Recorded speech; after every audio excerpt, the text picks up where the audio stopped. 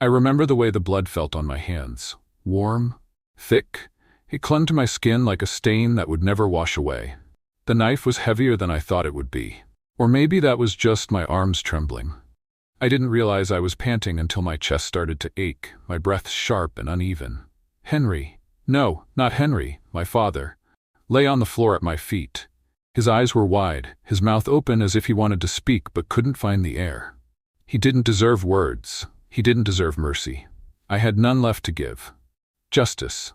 I told myself that was what this was. Not revenge, not madness, just justice. But if this was justice, why did my stomach churn? Why did the room spin as if the walls were collapsing around me? I wasn't always this man.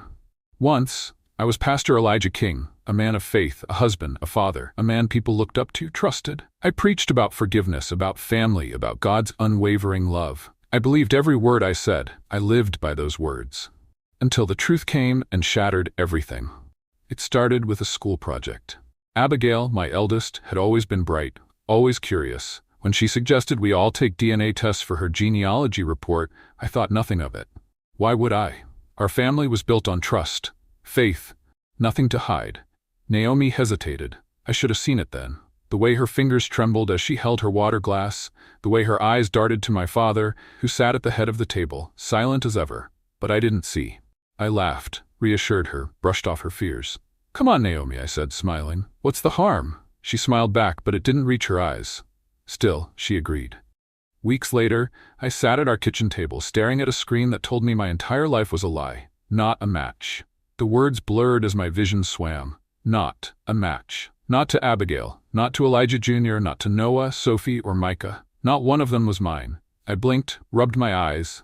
There had to be a mistake. I double-checked the results, my hands shaking as I scrolled. Then I saw it. The match. Henry King, my father. I felt my breath leave my lungs, like a punch to the gut, like the world had been yanked out from under me. No, it wasn't possible. Except it was. The memories came back in a rush. Henry's presence in our home. The way Naomi would shrink whenever he was near, her hesitation that night at dinner. The truth had been there all along, and I had been too blind to see it. I don't know how long I sat there staring at the screen. Minutes? Hours? When I finally looked up, Naomi was standing in the doorway, her face pale, eyes red-rimmed. She knew. She had been waiting for this moment.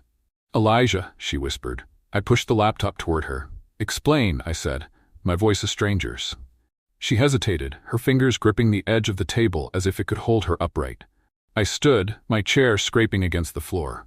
"Explain!" My voice cracked, raw, filled with something dark and unfamiliar. She flinched, her lips parted, but no words came out, and then she broke. Naomi sank into the chair, her shoulders shaking as sobs racked her body. "I'm sorry," she choked out. I waited. She wiped at her face, her hands unsteady. He forced me," she whispered. "All these years, I didn't know how to." Her words twisted in my head, a sickening, suffocating whirlwind of horror. All these years I had kissed her, held her, loved her. And all these years she had been carrying this secret, this nightmare. Henry had taken everything from me, my wife, my children, my faith. Something inside me cracked. I turned away, my hands in my hair, my breath coming in short gasps. I needed to get out, I needed to think. But the more I thought, the more the anger burned. Justice. Justice. The word repeated in my mind, a drumbeat, a command. Henry had stolen my life. He had to pay. Naomi reached for me, her fingers brushing my arm. "Please," she whispered. "I never wanted this. I love you." Love. What did that word even mean anymore? I pulled away. "Stay here," I said. My voice was too calm, too steady. Naomi didn't argue. Maybe she saw something in my eyes. Something final. I left the house. The night swallowed me whole. But inside, I burned. I drove with no destination, my thoughts a whirlwind. The streets were empty. The town quiet, but inside me there was nothing but noise. How could he do this? How could she let it happen? I gripped the wheel until my knuckles turned white. Justice. I saw my father's house ahead. The porch light glowed, casting long shadows across the lawn. He was inside, waiting, like he always did, like a spider in its web. I killed the engine, stepped out. The night air was thick, heavy. I walked up the steps, my pulse hammering. The door was unlocked. Of course it was. He had never been afraid. Never thought he had anything to fear. He was wrong. I stepped inside. Henry sat at the dining table, a cup of tea in front of him, his Bible open. He looked up, surprised. "Elijah," he said, his voice smooth, practiced. "What brings you here so late?" I reached into my pocket, my fingers closed around the knife handle. I pulled out the crumpled DNA results and tossed them onto the table. "Explain." Henry's eyes flicked to the paper, then back to me. His lips parted. Then he smiled. The rage inside me ignited. His smile was slight, barely there. But I saw it. The corners of his mouth twitching, his eyes assessing me the way a predator watches wounded prey. "Son," he started, his voice thick with that same authority he'd always wielded over me, like he could still control the situation. Not this time. I lunged. The chair scraped against the floor as Henry tried to push back, but I was faster. I grabbed him by the collar, yanking him forward so hard his teacup shattered against the table. "Don't you dare call me that," I hissed, my breath hot against his face.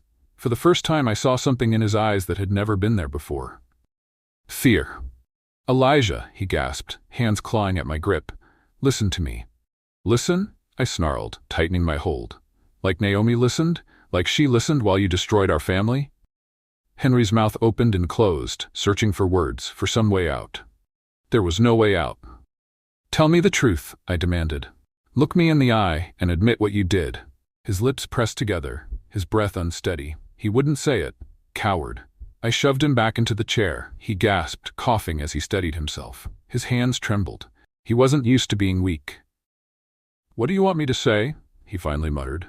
His voice was quieter now, hesitant. I pulled out the knife, set it on the table between us. His gaze flickered to it, then back to me. "The truth," I said. "All of it." Henry let out a slow breath, rubbing a hand over his mouth. "You think this changes anything?" he asked. "You think you didn't always know?" The word sent a cold shock through me. He leaned forward, his eyes narrowing. "You ever wonder why she never told you?" he murmured. "Why she kept it secret for 16 years? I gritted my teeth. "Because she was afraid of you." Henry laughed. A slow, quiet chuckle that sent ice through my veins. "No," he said, shaking his head. "She was afraid of you." His words knocked the breath from my lungs. I shook my head. No, she knew what would happen if you found out," he continued. "She knew you'd end up here, like this." He gestured to the knife, the table, the space between us. I swallowed. He was playing with me, twisting things, warping them like he always did. But deep down, a sickening thought curled inside me. Had she known? Had she seen this moment before I did? My fingers flexed over the knife handle. Henry's smirk returned. "So what now, preacher boy?" he taunted. "You gonna kill me? You think that'll fix anything?" My grip tightened. "Justice," I whispered. His smirk vanished. I lunged again, but this time he fought back. Henry swung his arm, knocking the knife from my grasp. It clattered across the floor. He shot up from the chair, but I tackled him, driving us both to the ground. We crashed onto the hardwood, struggling. He was strong, but I had rage on my side. "You ruined everything," I roared, landing a punch to his jaw. His head snapped back, blood spattering his lip. He grunted, swinging wildly, his fists slamming into my ribs. Pain burst through me, but I didn't stop. I couldn't stop. His hands clawed at my face, his nails digging into my skin. I twisted, reaching blindly for the knife. My fingers closed around the handle. Without thinking, I brought it down. Henry's body jerked. A strangled gasp escaped his lips. His hands clutched at the blade buried in his side. His eyes, those cold, calculating eyes, locked onto mine. I didn't stop. I pulled the knife out and plunged it in again and again. His body twitched with each strike. His blood seeped onto my hands, warm and sticky, coating my fingers, my wrists, soaking into my shirt. My breath came in sharp, ragged gasps. Henry's body stilled. The only sound was the ticking of the grandfather clock in the corner. Tick, tick, tick. I sat back, my chest heaving. It was over, or at least I thought it was. But the rage inside me hadn't died. It burned hotter, because Henry still had something left to lose. I reached for the knife one last time. This time, I made sure he could never take anything from anyone again. The knife was steady in my hand, my breath slowed, my vision tunneling. Henry wasn't moving anymore. His body twitched once, just a reflex, but he was gone, lifeless. A man who had held power over me my whole life, now nothing more than a heap of flesh and blood on the floor. But it wasn't enough, not yet. Rage clawed its way up my throat, choking me, screaming that this wasn't justice, not completely. Justice meant taking everything from him, the way he had taken everything from me. I tightened my grip on the knife, my knuckles white. And then, I did it. The sound, God, the sound, was worse than I expected. Henry's body twitched again. A pathetic final reaction. But I didn't stop until the job was done, until there was nothing left of the man he had been. I sat back, breathing hard. The blood pooled around my knees, seeping into the cracks of the wooden floor. The iron tang of it filled my nostrils, sticking to the roof of my mouth. The house was silent. Too silent. The weight of what I had done pressed down on me, a crushing force that made my chest ache. But there was no regret, just a terrible, hollow calm. I wiped the back of my hand across my forehead, smearing blood across my skin. My fingers felt numb. The knife dropped from my hand, clattering against the floor, but I barely heard it. I stood up slowly, my legs shaky beneath me. I turned toward the door, but something stopped me. A presence, someone watching. I spun around, my pulse hammering. In the dim light of the hallway, a figure stood frozen. Abigail. My daughter. No, not my daughter, stood there, her face pale, her wide eyes locked onto the scene in front of her, the blood, the body, the knife. Her mouth opened, but no sound came out. My stomach twisted. Abigail, I whispered, stepping toward her. She flinched. I stopped. You killed him, she breathed. Her voice was so small, so fragile. I swallowed hard. Go home, I said softly. Go back to your siblings. But she didn't move. Her eyes flickered to Henry's mutilated corpse, her expression unreadable. Then her face changed. Not fear. Not horror. Relief. A slow, shuddering breath escaped her lips, and for the first time she met my gaze. He deserved it, she said. My throat went dry. What? Her hands curled into fists at her sides. He hurt Mom, she said, her voice shaking. He hurt her all the time, and then he would have hurt me too. Something cold spread through my veins. I had spent so much time drowning in my own rage, in my own sense of betrayal, that I hadn't thought. Had he touched her? Had he tried? My fists clenched. She looked down at the blood on the floor, her expression unreadable.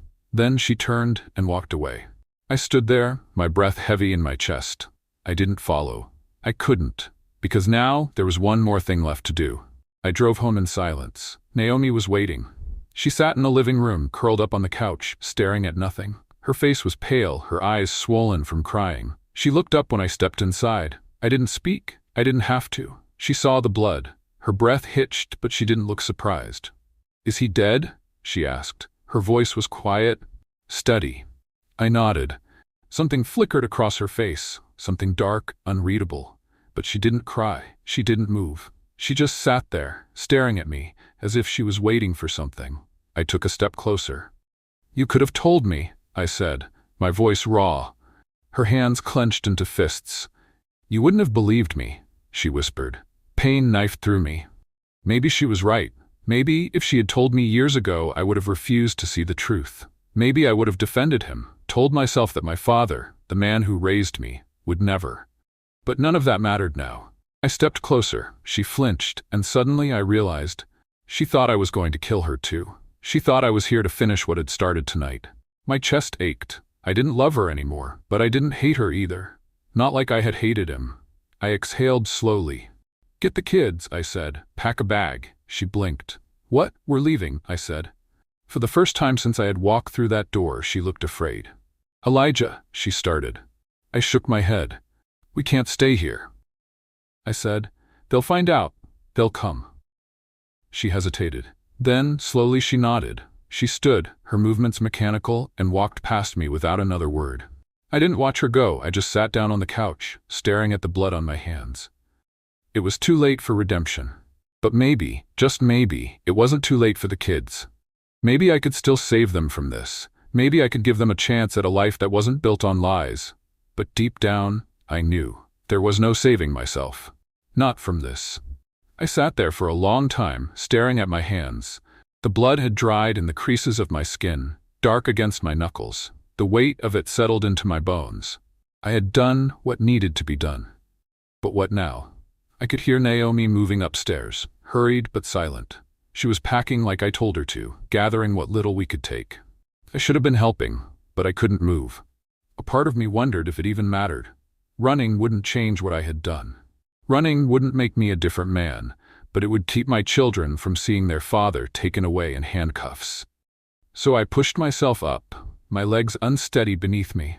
I moved through the house in a daze, grabbing things we might need: clothes, food, cash. When I stepped into Micah's room, I froze. He was asleep, his small body curled up under his blanket, his little hand clutching his favorite stuffed rabbit. Innocent, untouched by all of this, my heart clenched. I reached out, brushing a strand of hair from his forehead. He stirred, blinking up at me with sleepy eyes. "Daddy?" His voice was thick with sleep. I swallowed past the lump in my throat. "Hey, buddy," I whispered. "We're going on a little trip, okay?" He yawned. "Now?" I nodded. "Yeah, now." He didn't question it, just stretched his little arms up toward me. I lifted him, his weight familiar in my arms, his head resting on my shoulder. How many more times would I get to do this? How long before they took me away? I closed my eyes, holding him close for just a second longer. Then I carried him downstairs. Naomi was by the door, bags packed, Abigail standing beside her. The others were still asleep, unaware that everything was changing. Abigail met my gaze. She didn't say anything. She didn't have to. She knew what I had done, and she wasn't afraid. Naomi, though, she wouldn't look at me. I didn't blame her. I handed Micah to her and grabbed the keys. We left without a word. The highway stretched ahead of us, empty in the dead of night. I drove in silence, my hands gripping the wheel so tightly my fingers ached. Naomi sat stiffly in the passenger seat, staring out the window. The kids were in the back, Micah still asleep, the others too tired to ask questions. But Abigail? She was awake, watching me in the rearview mirror. I tried not to meet her gaze. I didn't want to know what she saw when she looked at me now. Not her father, not a preacher, just a man who had done the unthinkable. "Where are we going?" Naomi finally asked, her voice hoarse. I didn't have an answer. "Away," I said. She exhaled sharply. "We can't just—" "I know," I cut her off. I knew we wouldn't get far. They'd find the body. They'd come looking. But right now, I just needed to drive. Just needed a little more time before it all came crashing down. We stopped at a motel on the outskirts of a town I didn't recognize. The neon sign buzzed faintly in the darkness, flickering. I paid in cash. Fake names. The clerk barely looked at me. Just slid the key across the counter. Room 12. We filed inside, exhausted. The kids collapsed onto the beds without question, their small bodies curling into each other. Abigail hesitated. But then she climbed in beside them, pulling the blanket over her shoulders. Naomi stood near the door, arms wrapped around herself. "Elijah," she whispered. I knew what she wanted to ask. What happens now? But I didn't have an answer, so I just shook my head. "Get some sleep," I murmured. Then I stepped back outside. The air was cold, biting against my skin. I leaned against the car, staring up at the sky. Stars stretched endlessly above me. God's creation. I used to believe he had a plan. But if that was true, then what kind of God would lead me here? I closed my eyes, breathed in, breathed out, and waited for the morning to come. I barely slept, sitting outside the motel room, my back against the car, my mind replaying everything I had done. Everything I couldn't take back. The weight of it pressed on me like a mountain, but I couldn't let it break me. Not yet. I stood when the sun started creeping over the horizon, stretching stiff limbs. Inside, Naomi was awake, sitting on the edge of the bed, staring at the floor. The kids were still asleep, their breathing soft, undisturbed. Abigail, though, was watching me again. I met her eyes. "We need to go," I said quietly. She nodded, slipping out of bed, careful not to wake her brothers and sister. I turned to Naomi. "I'll get food," I told her. She didn't respond, just rubbed a hand over her face, exhausted, broken.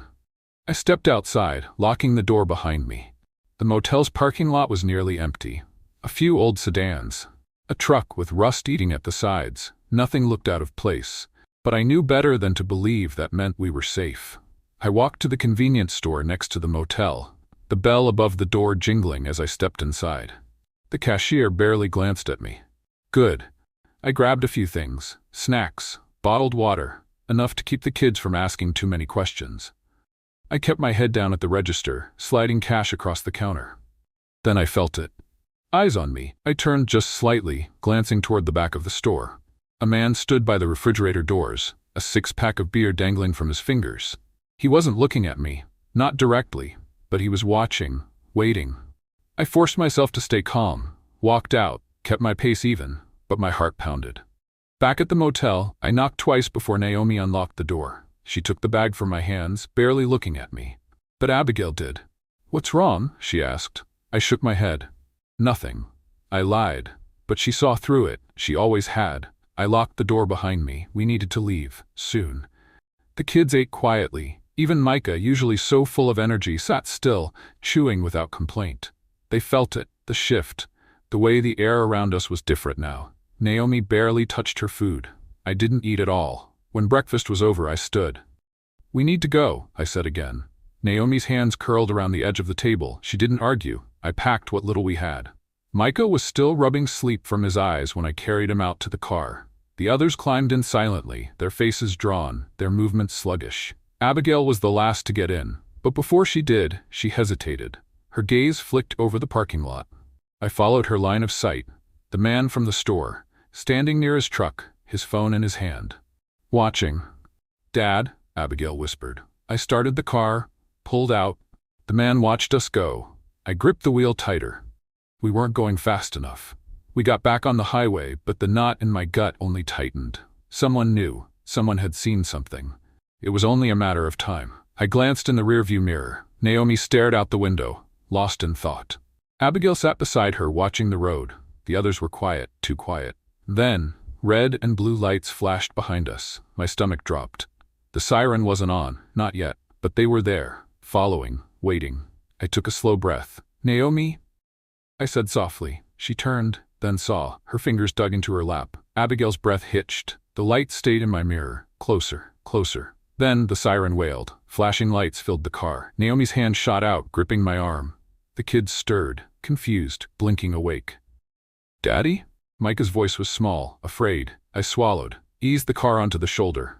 My hands were steady, my pulse was not. The police car pulled up behind us. Doors opened, footsteps on gravel. A shadow in my mirror. Then a voice. "Step out of the car." Naomi sucked in a breath. The kids were silent. I closed my eyes. Then I opened the door and stepped into the light. The gravel crunched beneath my boots as I stepped out, the cool morning air sharp against my skin. The officer stood a few feet away, hand resting on his holster, eyes scanning me with a practiced wariness. "License and registration," he said. His voice was calm. Too calm. I nodded, slow and steady, keeping my hands where he could see them. "It's in the car," I said. His eyes flicked toward the vehicle, toward the figures inside. Naomi wasn't looking at me. Abigail sat rigid, her hands clenched into fists on her lap. I could see Micah through the glass, peering at me with wide, confused eyes. I turned back to the officer. "Can I ask what this is about?" I kept my voice even. His gaze settled back on me. "You were driving under the speed limit," he said. My stomach twisted. That wasn't a reason to pull someone over. He was fishing. "Just being cautious," I said, forcing a small smile. "Long night." His lips pressed into a thin line. I could see him calculating, deciding whether or not to push. Then another car pulled up behind him. A second officer stepped out, younger, his face unreadable. They weren't just fishing, they knew. My pulse pounded in my ears, but my face stayed neutral. Years in the pulpit had taught me how to hide emotions, how to keep my voice steady even when my world was collapsing around me. "Is there a problem, officers?" I asked again. The first officer glanced at his partner. A silent conversation passed between them. Then he exhaled. "We need you to step away from the vehicle," he said. Naomi's breath hitched. I didn't look at her. Instead, I took a single step forward, slow, careful. "Why?" The second officer shifted, his stance tightening. "We just need to ask you some questions," the first one said. I knew that tone. It wasn't a request. I nodded, keeping my hands loose at my sides. "All right." I took another step forward. "Then, sir, turn around and place your hands on the car." My breath caught. I heard Naomi gasp behind me. The kids, I didn't want to think about what they were feeling. The first officer had his hand on his gun now, not pulling it, not yet, but ready. They weren't taking chances. I forced myself to breathe. "What am I being charged with?" No answer, just expectation. Slowly, I turned, pressed my palms flat against the roof of the car. I felt the cold steel of handcuffs snap around my wrists. The weight of them settled onto my skin, heavier than they should have been. My chest felt hollow. The kids started crying. Micah's voice cut through the chaos. "Daddy?" I closed my eyes. God, I wanted to hold him. wanted to tell him it would be okay, but it wouldn't. Not anymore. The officers moved me toward their cruiser. As I passed the car window, I caught Abigail's gaze. She wasn't crying, wasn't speaking, just watching. And then she nodded, just barely, as if she understood, as if she had known this moment was always coming. The back seat of the police car was cramped, the cage between me and the front seat pressing against my knees.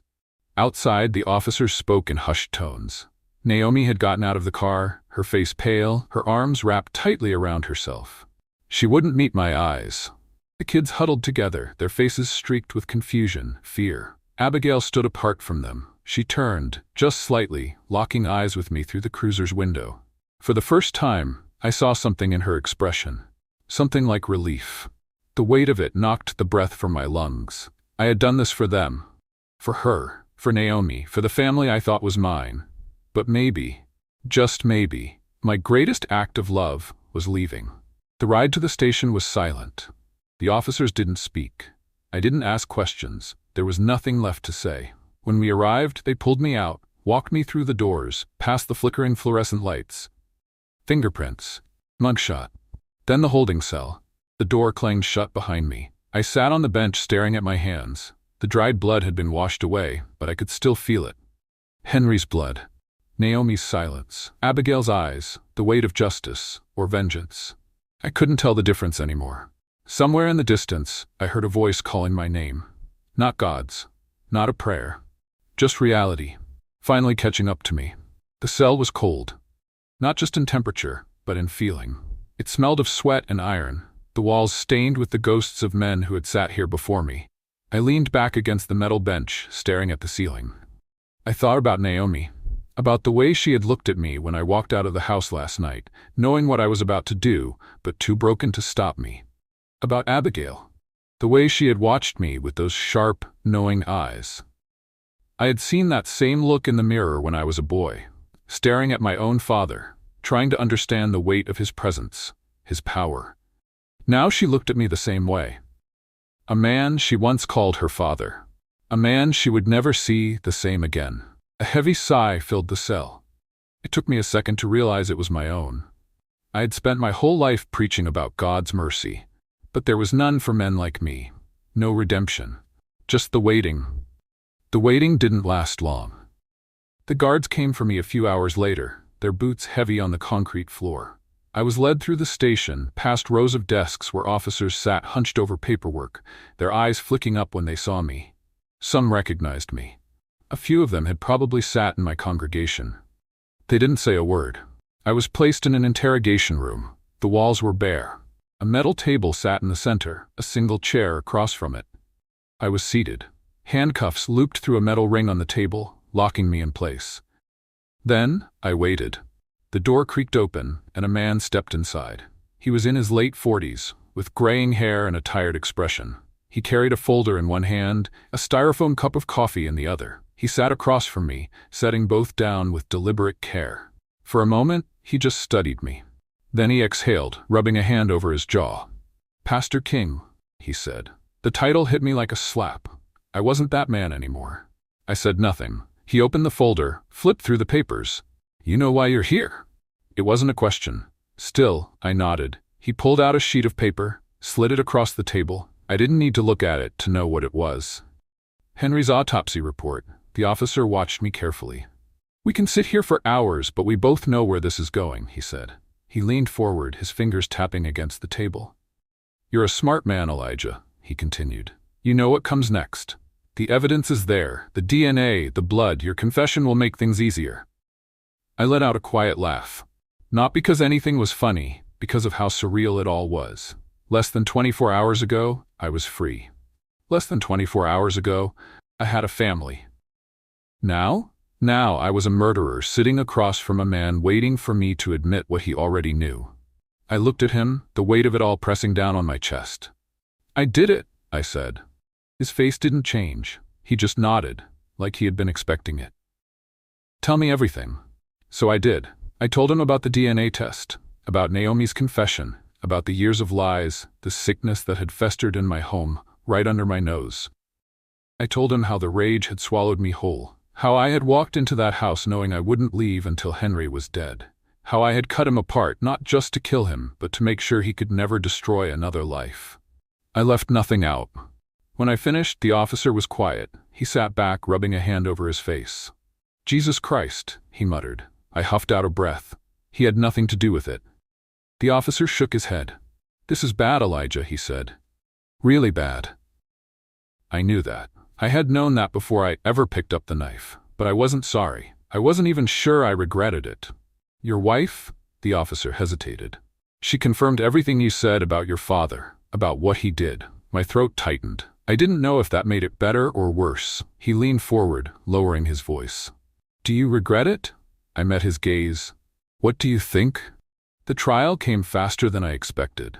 The media swarmed. The headline wrote itself. "Preacher kills father in brutal act of vengeance." People debated over whether I was a monster or a man pushed too far. Some of my old congregation sent letters. Some called me a murderer. Others called me a hero. The jury didn't care about either. They cared about the law, about the facts. I was found guilty. First-degree murder. Life without parole. The words echoed in my head, but I felt nothing. Not relief, not fear, just nothing.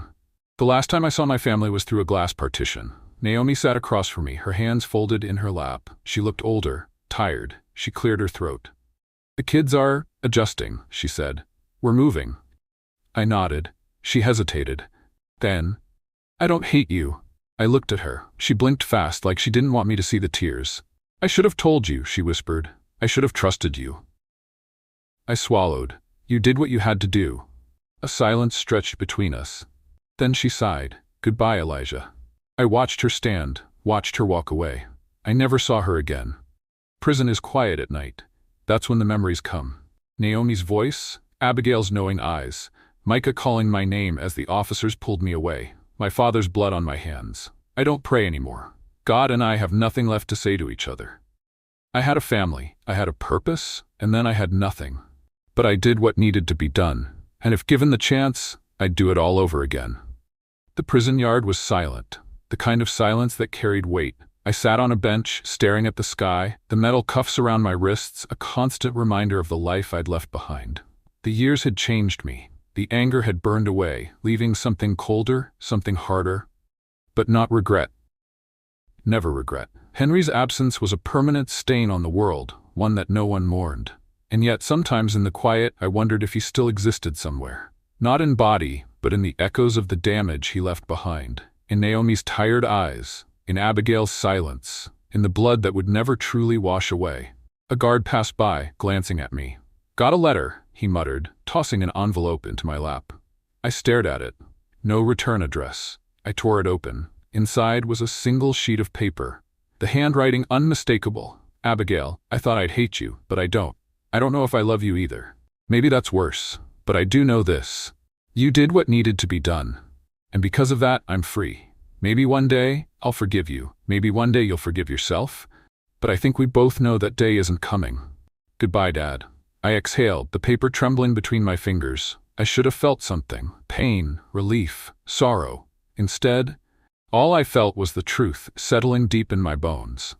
I had freed her from Henry's shadow, but I had also made sure she could never return to mine. She would move forward. She would live. And me? I would sit here, in the cage I built for myself, knowing that my greatest punishment was the one I had chosen. Not life in prison. Not the guilt. But the knowledge that the people I had fought for would go on without me. And that was justice, in its cruelest form. What would you have done? Would you have walked away? Or would you have picked up the knife, knowing it meant losing everything? Because I did. And I'd do it again.